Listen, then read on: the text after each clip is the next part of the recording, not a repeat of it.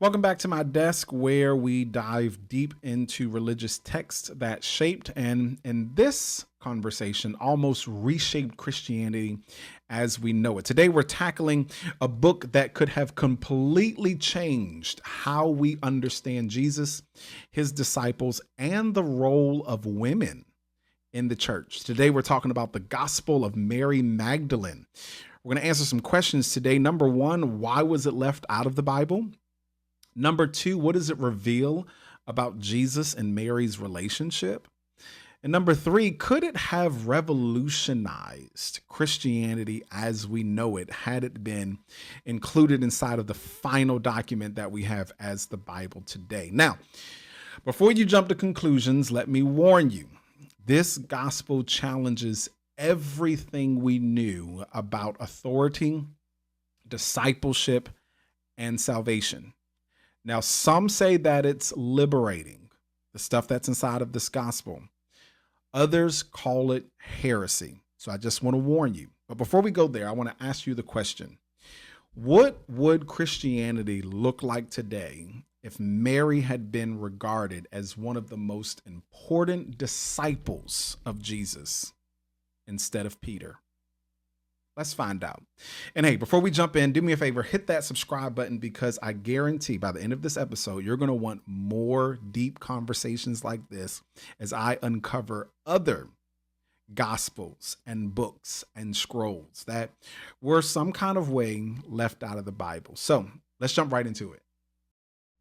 All right, let's get into it. The history of this mysterious gospel. The Gospel of Mary Magdalene was discovered in the late 19th century, but get this, we only have fragments of it. Parts of the book are missing, and we have no complete version. What we do have was written in Coptic and found in Egypt, similar to the Gospel of Thomas and other Gnostic texts that I talk about here on this channel. And here's where it gets even more interesting. Scholars date it to the 2nd century, meaning it wasn't written during Mary Magdalene's lifetime. But here's the thing. Neither were the 4 Gospels in the Bible. What makes the Gospel of Mary stand out is who speaks in it. While most Gospels focus on Peter, James, and John, this one places Mary Magdalene at the center as the most trusted disciple of Jesus. But that raises a question. If this gospel portrays Mary as Jesus' closest follower, why was it left out? Let's dig in.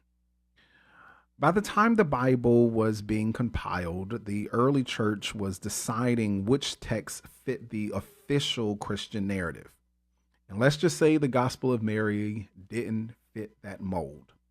Here's why. There are 3 things that I'd like to highlight. The first one is that it challenged male authority. In this gospel, Mary Magdalene, not Peter, is the disciple Jesus entrusts with special knowledge. And let's be honest, that didn't sit well with the church structure that was becoming male dominated. Secondly, it was too mystical. See, instead of focusing on sin, atonement, and the cross, the Gospel of Mary is about inner spiritual enlightenment. A very Gnostic idea. Thirdly, it paints a different picture of Jesus. Instead of emphasizing Jesus' divinity and resurrection, this gospel presents him as a spiritual teacher who gives secret wisdom. And here's where it gets even juicier.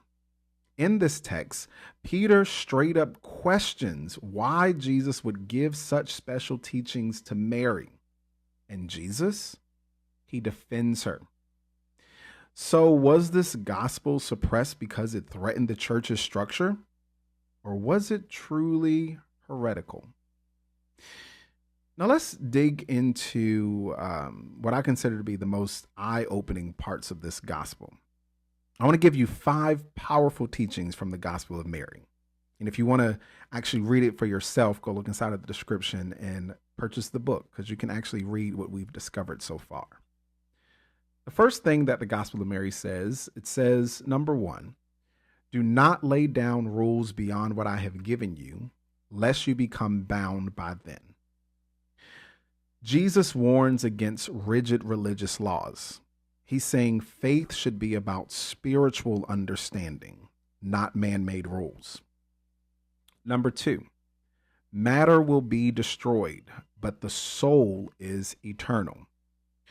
This gospel doesn't emphasize bodily resurrection. No, instead, it teaches that the spirit is what matters most.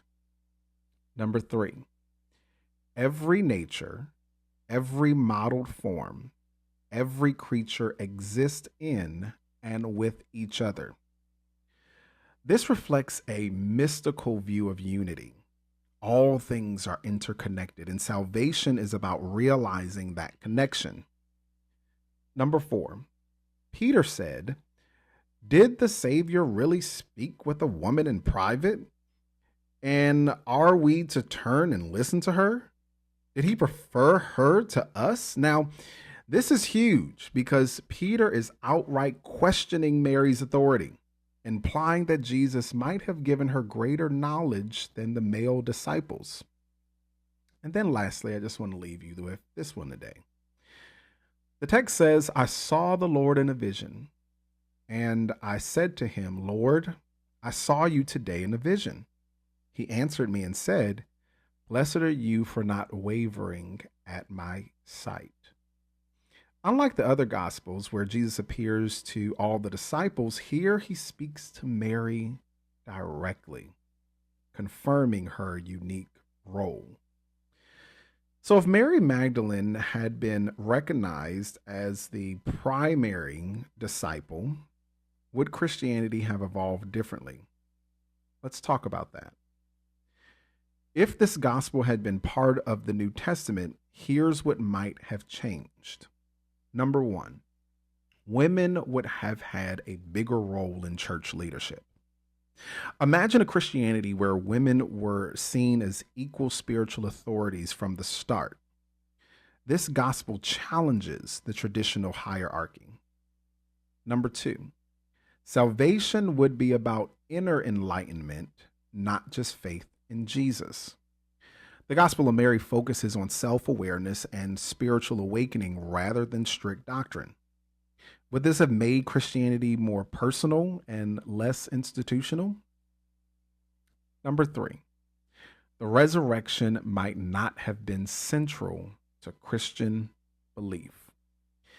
If the focus had been on spiritual teachings rather than bodily resurrection, Christianity might look very different today. But here's the real question. Was the gospel rejected because it was dangerous or because it was true? So what do you think? Should the Gospel of Mary Magdalene have been included in the Bible? Would it have strengthened Christianity or led to an entirely different perspective and direction of the faith? I want to hear your thoughts. Drop a comment, send a message, or even better, share this episode with a friend and start the conversation. Before you go, make sure that you subscribe because next time we're tackling another lost gospel that might make you change the way you see Christianity forever. Until then, this is Dr. Dandridge. Thank you for joining me at my desk, and I'll see you in the next one.